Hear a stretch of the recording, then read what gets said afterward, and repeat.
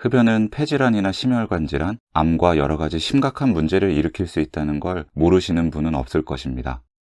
그런데 흡연이 눈에도 심각한 문제를 일으킨다는 거 혹시 알고 계신가요? 오늘은 흡연과 눈 건강에 대해 알아보겠습니다.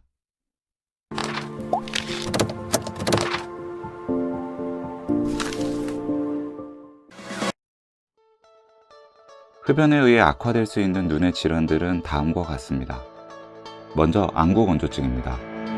안구건조증은 우리 눈이 눈물로 충분히 적셔지지 못해서 안구통증, 이물감, 충혈 등의 증상이 나타나는 질환입니다. 만약 평소에 안구건조증으로 불편함을 느끼는 환자분이라면 눈이 마른 상태에서 담배 연기가 눈을 자극할 경우 눈알이 긁히는 듯한 심한 통증과 따가움이 나타날 수 있으며 심한 충혈이 생길 수가 있습니다. 담배 연기가 안구건조 증상을 악화시키는 것이죠.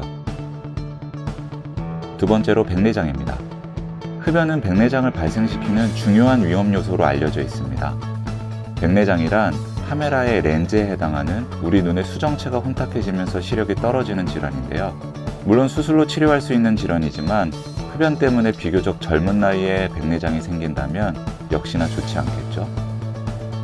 셋째로 나이 관련 황반변성입니다. 황반변성은 우리 눈의 망막이라고 하는 세포층 중에 시력의 가장 중요한 부위인 황반에 병이 생기는 질환으로 황반변성이 생기면 시야의 중앙이 흐려지거나 시력을 잃을 수가 있어 3대 실명질환의 하나로 꼽으며 약물 치료로 병을 일부 억제할 수는 있지만 완치가 되지 않는 병이기 때문에 발병 자체를 예방하는 것이 중요합니다. 연구들에 따르면 담배를 한 번도 피지 않은 사람에 비해 현재 담배를 피거나 과거에 피웠던 사람들의 황반변성의 빈도가 더 높게 나타난 것으로 밝혀졌습니다. 네 번째로 당뇨망막병증입니다. 당뇨 환자가 흡연을 할 경우 망막의 혈관이 손상돼서 각종 문제를 일으키는 질환인 당뇨망막병증의 위험도가 높아집니다.